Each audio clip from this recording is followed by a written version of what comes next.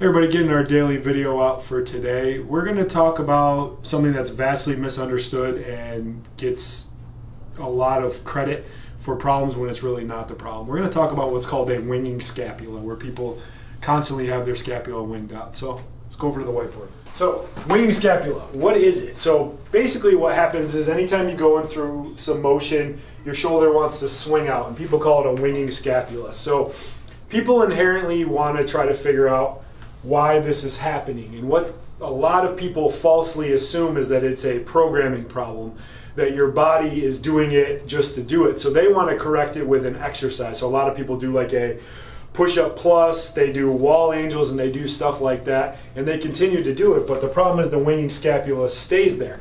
The winging scapula is actually happening for a reason. It's actually a down regulation aspect of your body because it's trying to unload some dysfunctional tissue. Usually where that problem is actually in the rotator cuff.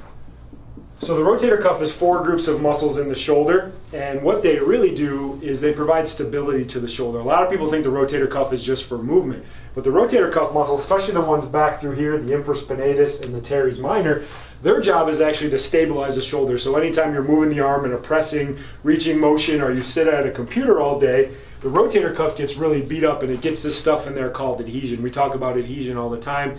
It's like glue that gets inside the muscle, makes it weaker, less flexible. Now your rotator cuff can't generate the force that it needs to, so your body tries to get it from somewhere else. So it recruits these side muscles in here called the serratus, and now the winging scapula ensues because it's trying to work its way around here.